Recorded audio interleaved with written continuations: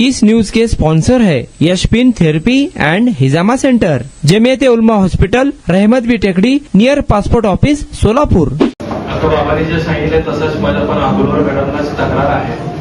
मी गेल्या वर्षी पण तक्रार केलो, विनंती केलो, रमजानमध्ये पण केलो। आताही फोकस बंद आहे आणि रमजानमध्ये पण शब्द दिले काळाचे साहेब की प्रभाग 10 की 11 मध्ये पाणी सोडू।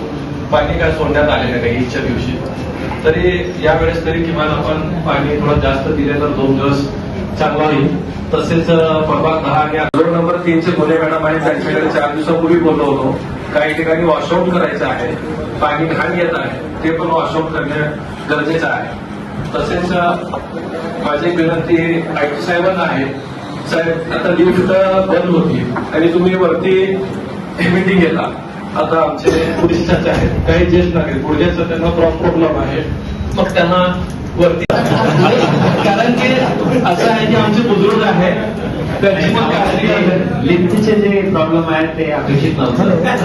माझा उद्देश इथं ठेवायची नाही, एवढं उन्हात कशाला खाली बसवायची, एसीला बसवू म्हणून इथं त्रास जे कार्यक्रम झालेला आहे, तर आपणास विनंती आहे आम्ही कसं पण युवक आहे तर मी वरती येऊ शकतो।